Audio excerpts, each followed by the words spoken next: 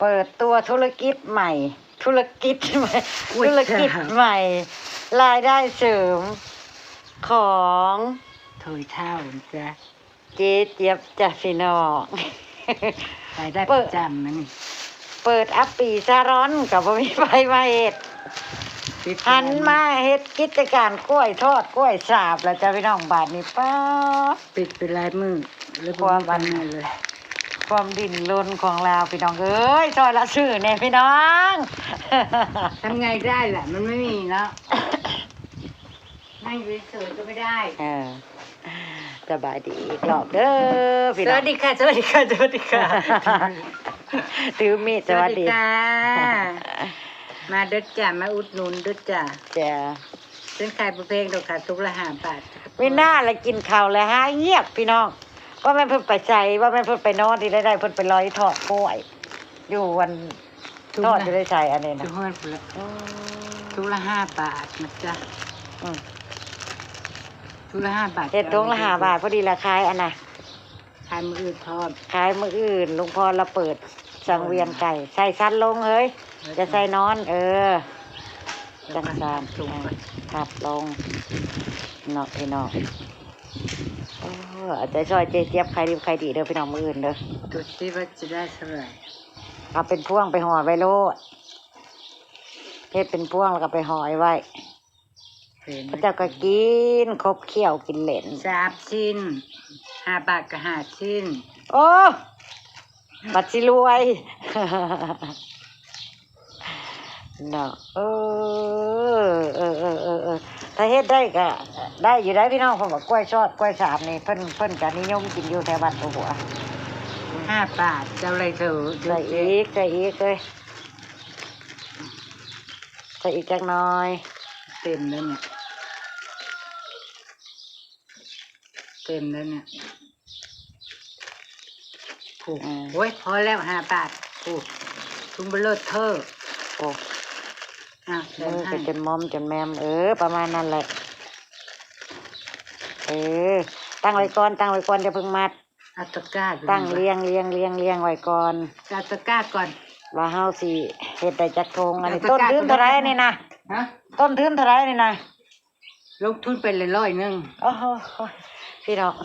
สิได้ทุนคืนอยู่พอแล้วนี่นะทานกล้วยนะไปบ่จักเนาะเจ็บเพิ่นเฮ็ดคือว่าแหละมันบ่แม่นเครื่องทานกล้วยใส่มีดจองคมก็ค่อนข้างสินาไปนิดนึงแต่ก็บ่เป็นหยังบ้านเฮาเฮ็ดเองกินเองขายเองเดี๋ยวเพิ่นก็เฮ็ดเกาะของเพิ่นเดี๋ยวเนาะพี่น้องนี่โพน้ำตาลโพมะม่วงแตงผ้าว่าน้ำตาลใครกินถือกนะเป็นวัดคาที่พี่น้องโอ้ กะจิไข่ก็ของอันนะเช้า100พวนเอาสากตำพริกตำตาลตำน้ำตาลเดี๋ยวประจักเนาะ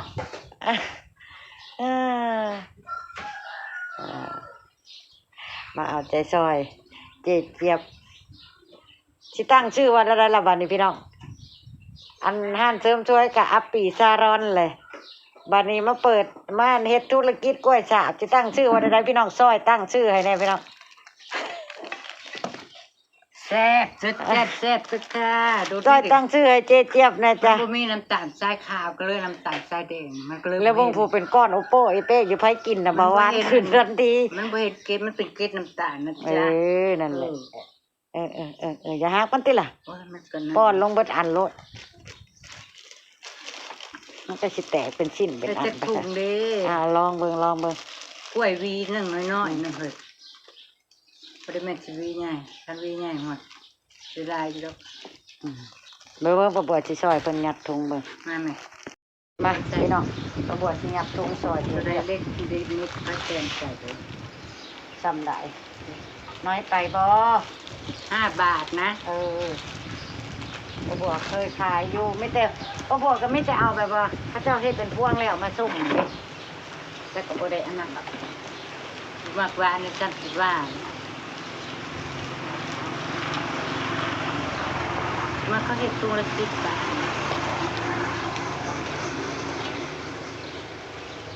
รถสิ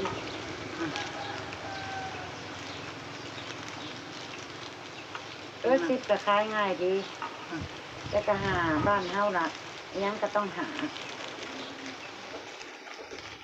แล้วไม่ใช่ได้กำไรจะเคือเนาะลงทุนไปก็100 นึงเนี่ย ธุรกิจกล้วยสาบแล้วบาดนี้ไปว่ารอดแล้วบ่อัปปีนะ ไปคือเก้าค่ะเปิดคือเก้าจ้ะ อยู่ว่างๆก็ทำกล้วยจากไป แมนเนาะก็ถือเลยเด้ เราไม่ได้ไปเลาะขายนี่ ขายบ่เบิดก็มาแควนไว้ห่านปลาบุอันนี้ลูกค้ามากก็ดึงตอดก็แนมดูเฮ็ดหั่นนะ ไปดูนะว่าจะได้กี่วันหมดกิน กรอบดี ง่ายดูเลยน้ำตาลเมื่อนั้นขยาวผู้เดิมไม่ทันต้องมีคนหยอดคนขยาวกรอบ กรอบดีแกะ กรอบมากอ่ะ คันเฮาเฮ็ดมันบางๆน่ะมันสิแบบว่าเป็นเขียวๆแล้วเวลาเฮาใส่ถุงมันสิบ่ลายปานใด กรอบมากบางแบบมันก็เลย ถุงละ5 บาทพี่น้อง มันเยอะไป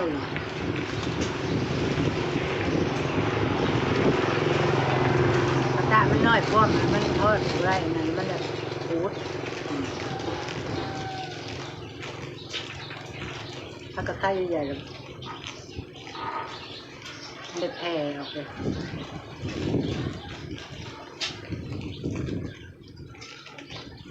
โอ้ย5 บาทนกขึ้นจันเลยจ้ะนกกลายนึงเนาะ อย่าใส่แกะเวลาใส่ให้มันเต็มคือปลาบุอาใส่นั่นใส่กระโลงเพลงใส่ให้มันดูเยอะนะเนาะพี่น้องเนาะใส่ให้มันดูเยอะๆจะได้น่า โอ้ย กิน เขาก็ได้20 บาทเครื่องทางเลย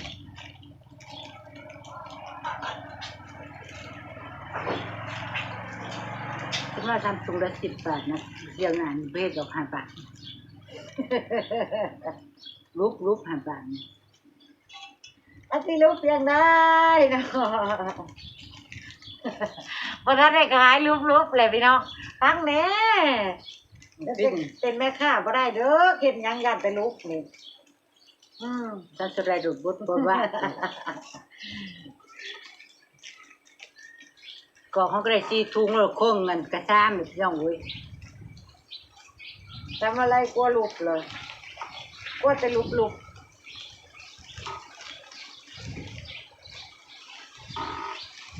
ถ้าเจ้าบ่เฮ็ดแต่ว่าให้มันดูลายเนี่ยมันจะบ่นั่นเด้อ อะไรสนิทหักเรียนนะให้ขนาดโคกๆเจ็บเลย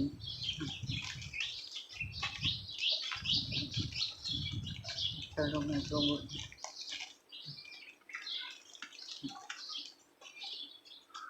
5 บาทนี่ย่อมบ่ผูกเนาะกลายนึงอุ้ยถ้าไม่อยากกินต้องกินเด้อ5 บาทตามนี้แหละ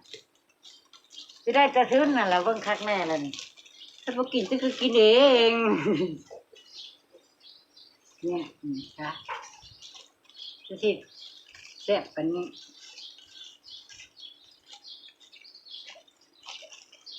ถ้าเป็นน้ำตาลทรายขาวนะมันจะเห็นเกล็ดเลยเด่นเนาะอันนี้มันไม่เห็นเพราะว่ามันเป็นน้ำตาลทรายแดงมันไม่ค่อยเห็นอะไร โอ้เฮ็ดดีๆก็ซื้อน้ำตาลทรายขาวมาไว้เนาะก็เยอะแยะน้ำตาลทรายขาว มันก็ได้ไปซื้อ ดู มา หาค่ะมีเยอะแยะ แล้วถามหมูเอาน้ำมันหมูไว้ด้วยบ่เนี่ย น้ำมันหมูมันอยู่โดนบ่ได้เด้อสิบอกหน่อย เวลาเรามันแซ่บ มันสิมีกลิ่นสิเหม็นหืนถ้าเกิดอาทิตย์แต่บ่ต้องทอดเยอะ แล้วเนี่ยเราเอาตัวมัน ถ้าทอดเยอะมันจะมีกลิ่นมันหมู แต่มันอร่อยกว่ากันนะเป็นว่ามันจะ แม่นอยู่บ่ล่ะพี่น้อง เอาดี ยิ เด็ บ ด ใส่จังไดก็คือจังบ่ติดอยู่บ่ นั่นแหละนี่5 บาทอุ้ยตั้มนี้คือว่าหน่อยเนาะ5 บาทโอ้ยของก็ได้40 บาท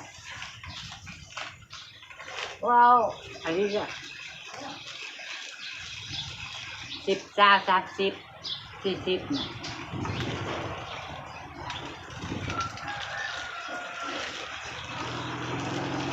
ได้ดวง50 เบิดอย่างเดียวจะบ่ได้ฮอดคืน โอ้ยมันก็ปีกล้วยวีเดียวมันได้เบิดน้ำตาลของเส้นหน่อยจังหน่อย เนาะน้ำตาลของนั้นเบิด โอ้ยได้เท่าจะ2 ขีดมัน อ๋ กั อนโอเคไปเรื่อยๆจ้ะ ใครสิใส่เบิดโลน่ะได้6 30เตื้อ อ่าไปเรื่อยๆจ้ะไปเรื่อย ประมาณน้ำตาลประมาณ2 ขีดเวลาเคี่ยวเป็นเราก็ทำอะไรได้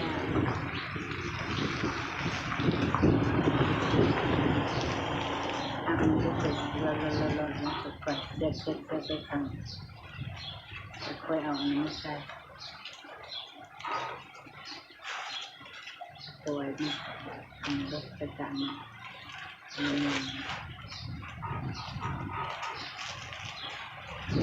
ก็ทำเป็นเลยจะจัดเองนะ ๆดูเฮ็ดก็ได้เงินใช่เนาะ ตัวนี้มาเกือบลายใส่น้ำตาล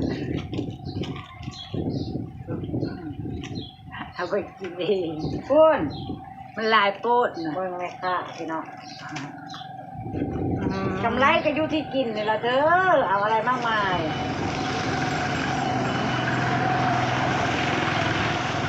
แต่ลังว่าอากาศอุ่นขึ้นรถขายไอ้เก่าไอติมก็เริ่มแล่น กินแล้วมันไม่เก็ตน้ำตาลอุ้ยใส่ปาก โอ้นาเนี่ยเอาไปกินเองตัวนี้นะนาโพด หากระดำนะ ไม่ผ่านเกณฑ์มาตรฐาน อันนั้นจะให้เป็ดเค็มนั่นบอกโคอยากกินเป็ดเค็มแบบหวานก็แบบเค็มถ้าทำแบบเค็มมันง่ายกว่าอันตัวนี้มันก็ไม่เค็ม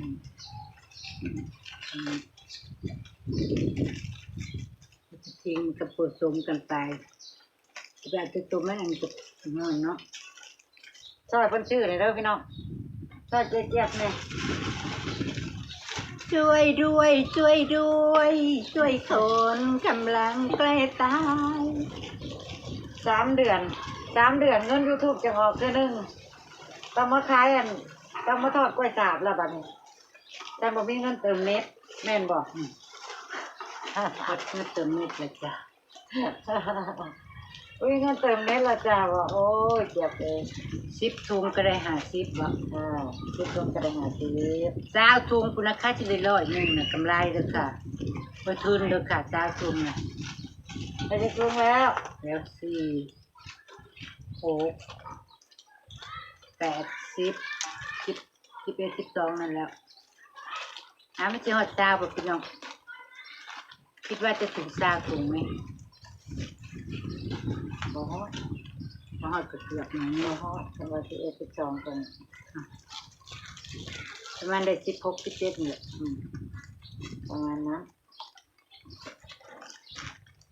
อร่อย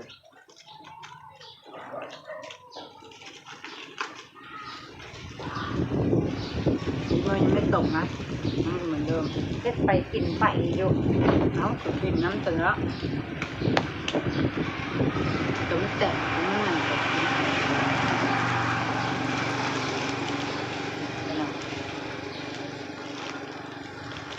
มันกดลงนะมัดกดถนัดมัดกดถนัด สิแตกค่อยขยับมันก็ยังมันแตก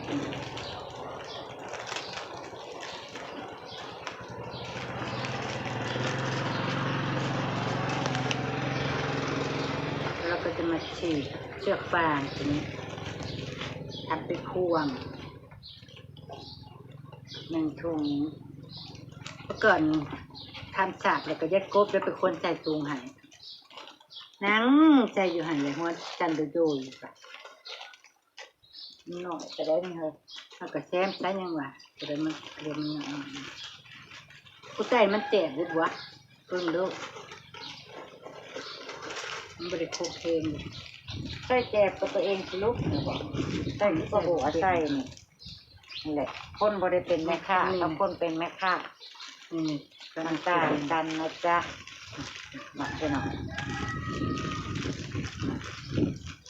ลายเด้อวันเด้อ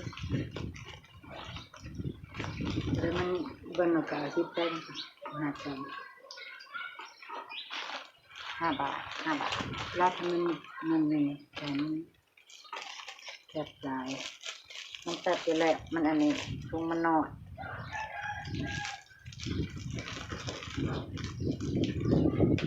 มันเป็นสิบคนจับ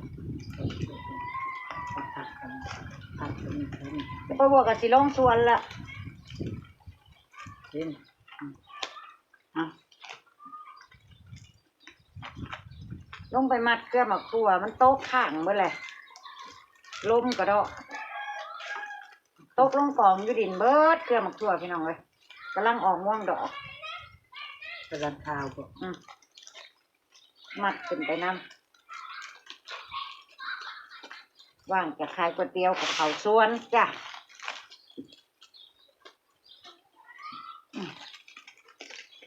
ให้เจ็บเราบรรจุของเราไป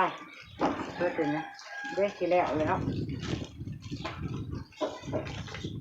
หมดแล้วจ้า ตั้งใจให้มันดูดีหน่อยสิจ้า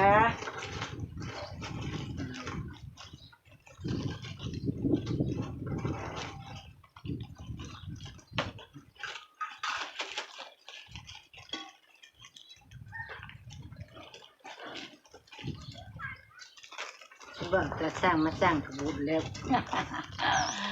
เอามาตรฐานสากลบ่ ดี อ่า เท่าไหร่เลยจ้าโอ้ยมาเช้าเห็นไหม จากที่เศร้าหน้าเศร้าหลังหั่นละจ้ะเศร้าก็ได้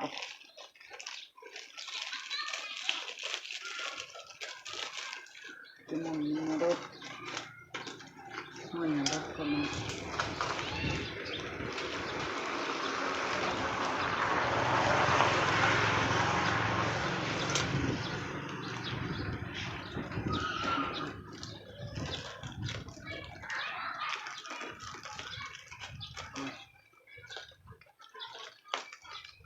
มันก็มีแต่ยางกล้วยแต่จะปูนมันยังละลอย ได้ผลใช้บ่ เอาก็ต้องแช่ด้วยต้องแช่น้ำปูใจให้อย่างกล้วยมันจะกรอบ เดี๋ยวจัดให้เสร็จก่อนพี่น้อง ใช่เร็วเลยจ้า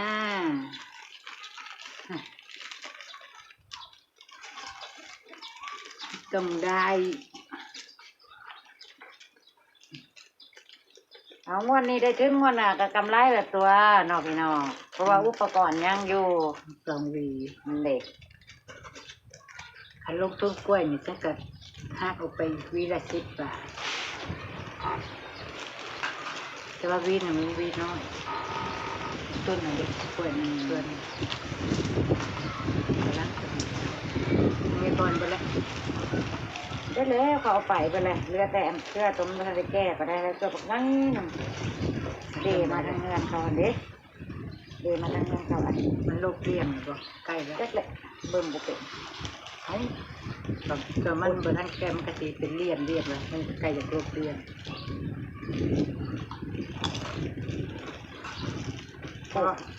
บอกไปน้ำกินไปน้ำดังกลวกดูแม่ค้าก็ได้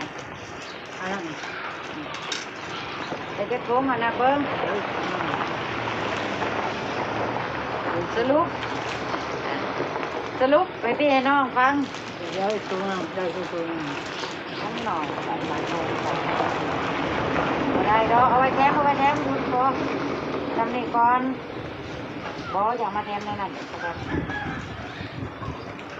เด็ดนั้น มันจะไว้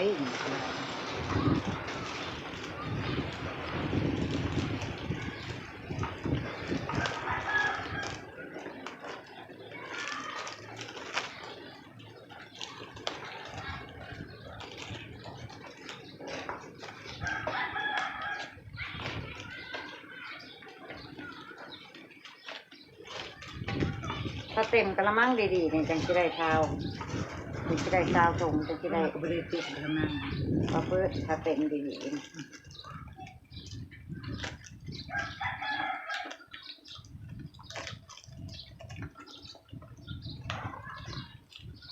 ก็ให้เลย 10 คิดได้นี่นะ อืม นี่ได้ ตัวนี้ เราจำที่หก ได้16ได้สรุปออกมาได้16ถุงไปเนาะ 17ก็ไม่ได้เนาะเอาแทงเข้าเบิ้ลเอาใจมันเปิดได้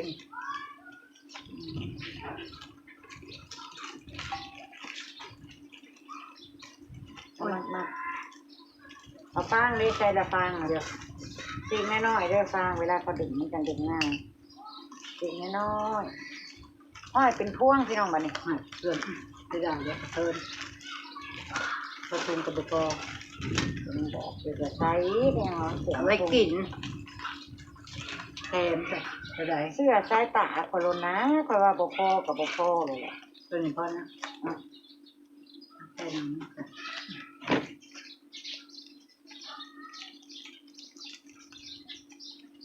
คอยว่าบ่พอคือบ่พอลูก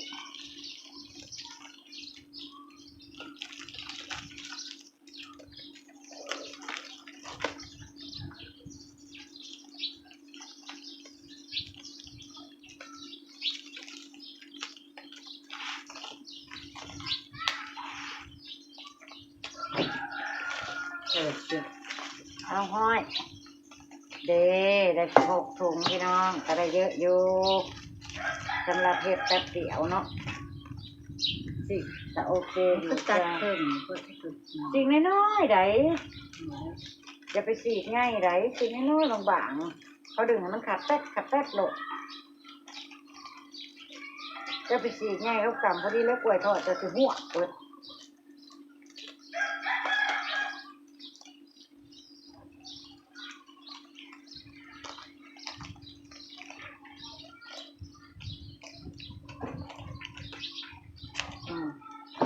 แซ่บเพิ่มโอ้ยตายเย้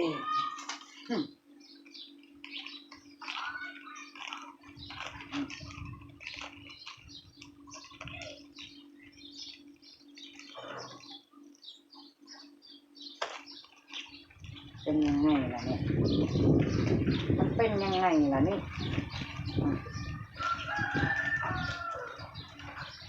ง่ายคนเยอะน้อยๆบ้าง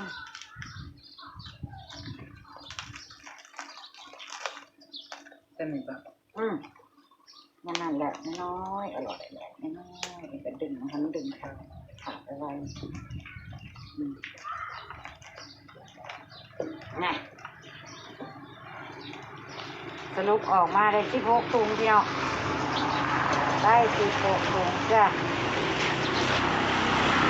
ก็ที่ไปตัว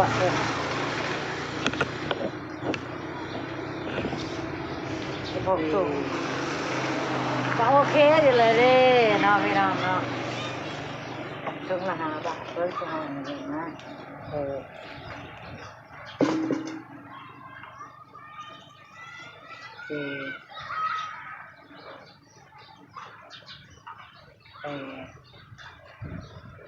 จีบยังทำยังก็ต้องใส่ใจนะจ๊ะ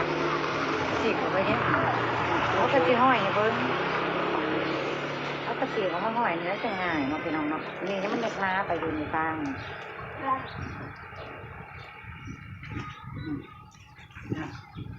เน่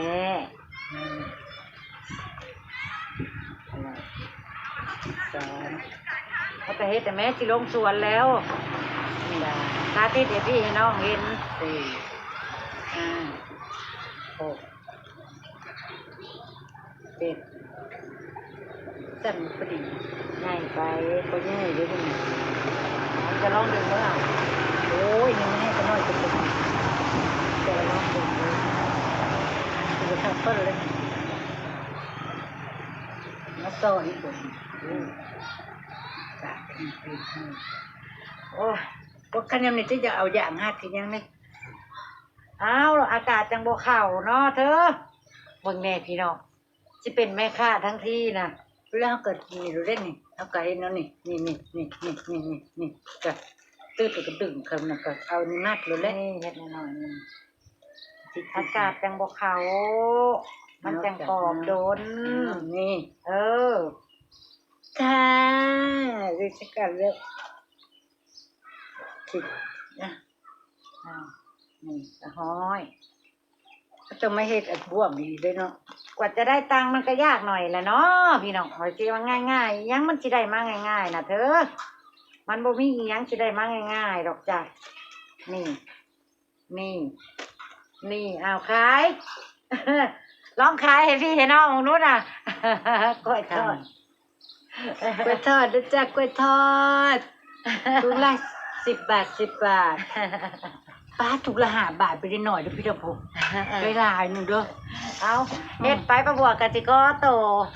ลงไปสวนน้ำลุงพอ เลยบ่ จ้ะ กินกับย่าเด้อ5 บาทจำนี่บ่กินแล้วก็โคตรโอ้ล่ะ จ้าพอดีพองามเสื้อประบวเพราะว่าประบวก็รับไว้ขายตลอด มันหลาย เพิ่นเฮ็ดมาส่ง โพด ให้กะสิประมาณ เที่ยวหน้า นี้ สิบ่เฮ็ดสิ5 บาทดอกเฮ็ด10 บาท อืม ก็จะไปซื้อตู้ใหม่อีกได้เนาะ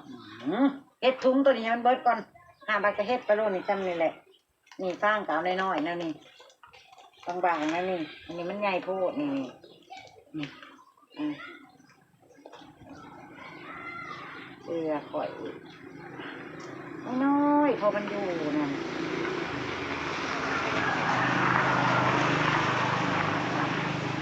จะไปเอาน้ำเขาดึงจะผักจะด้วยก็เอาแบบนั่นจะเป็นของเหลืองนะ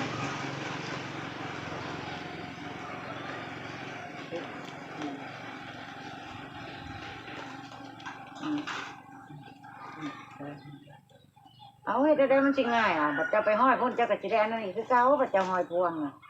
จัดนี่ละ เอาแล้วแต่เอาเฮ็ดไป ก็เรื่องนึงก็มาปลูกด้วยกันอยู่แล้ว เฮ็ดน่าจะเฮ็ดเอา ยังวะ ไปวันนี้ไปจ้ะพ่อเขาโตไปเองพ่อเขาช่วยกันลงพรก่อนคำนะจ้ะพี่น้ ส อง วัสดีจ้า พ่อกันจิ้มหน้าจ้ะฝากธุรกิจใหม่เจี๊ยบๆเลยด้วยจ้ะพี่น้องไปแล้วจ้ะ ซอยอุดหนุนนี่ด้วยจ้าซอยอุดหนุนนี่ด้วยจ้า ซอยตั้งชื่อให้เพิ่นแน่